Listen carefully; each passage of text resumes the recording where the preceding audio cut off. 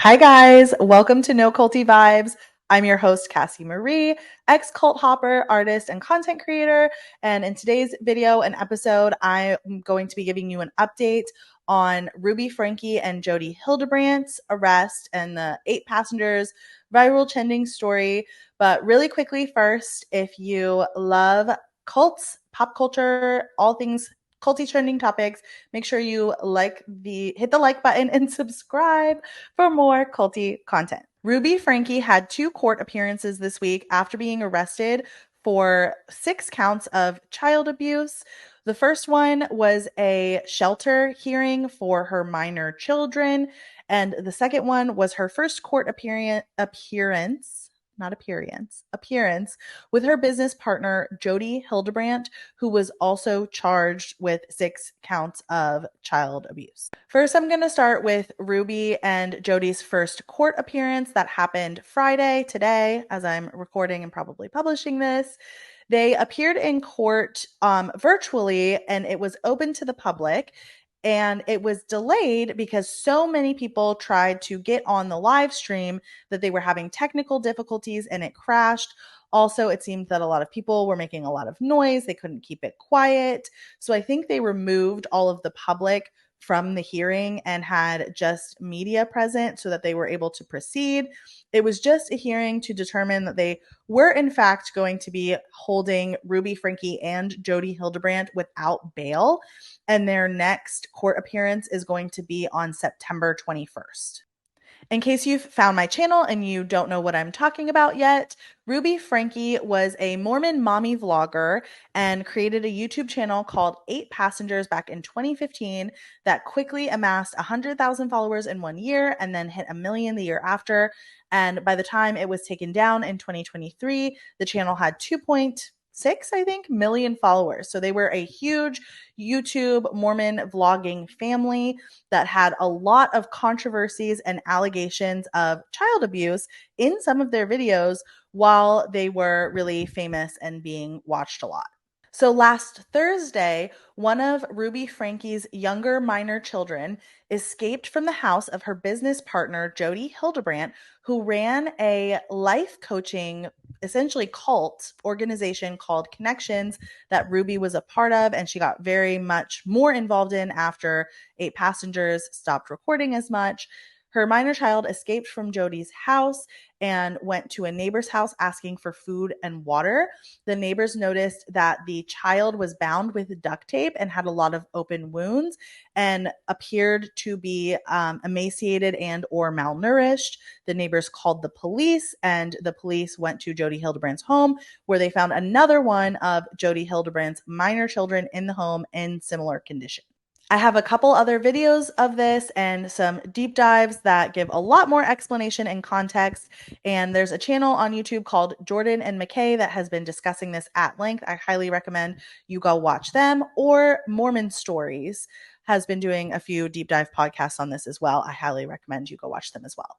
In Ruby Franke's court appearance on Thursday that she was present for due to a shelter hearing for her children, she appeared in court and was sobbing and breaking down multiple times as she accused her child of essaying another one of her children and harming in that same manner many other kids in the neighborhood and family members and people around them. She did not provide any context or proof or substantiation for these claims, but she said some pretty horrific things about her children.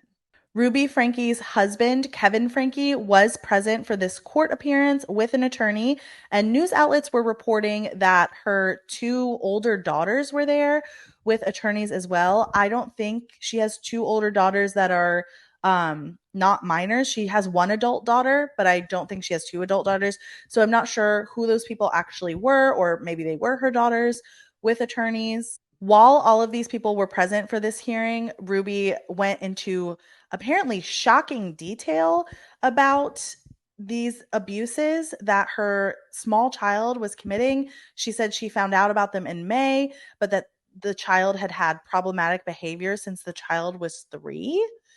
It Honestly, she was off the rails from the reports that I'm reading, and I cannot believe what she is alleging. It does not sound like something that's even fathomable.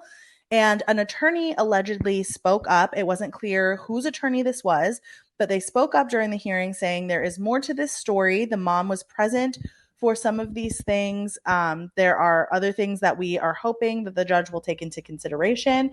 And the judge said that there will have to be another hearing to take all of that into account. But in the meantime, that the child that the accusations were about was going to have to be placed in a home with no other minor children present. In my opinion, with researching and doing deep dives on cults and coercive control, this feels like a classic narcissistic tactic and behavior, and something that she is doing after the fact to continue harming her children. Obviously, the court has to take this into consideration and investigate this, and I totally understand that.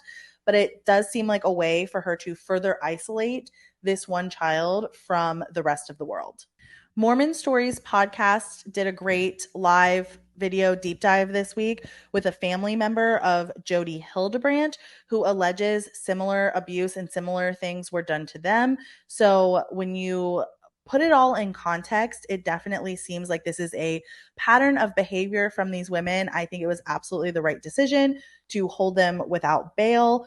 And we will see what else happens in this story. It's still continuing to develop.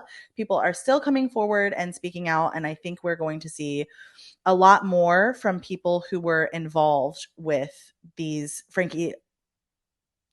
from people who were involved with the Franke family and with Jodi. I also came across someone on TikTok named Alan Mount. You can search him on TikTok. He's ex-Mormon. He makes a lot of content about leaving the Mormon faith and just his life and his journey now. And he allegedly knew the Franke family. He knew Ruby and Kevin and was part of their church.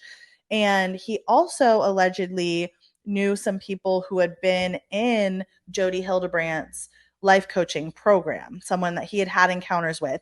And he did a few videos that I found really interesting in regards to his knowledge of these people and his knowledge of the people that they have come into contact with and some of the allegations that they've made. So I think that is something very enlightening that you should check out as well as you're listening to all of these stories and trying to piece it all together. As soon as we find out more, I will make more videos, more deep dives on the subject, but be sure to like and subscribe if you want to see more. And if you've made it all the way to the end of this video, thank you so much for watching, and I'll see you next time. Bye.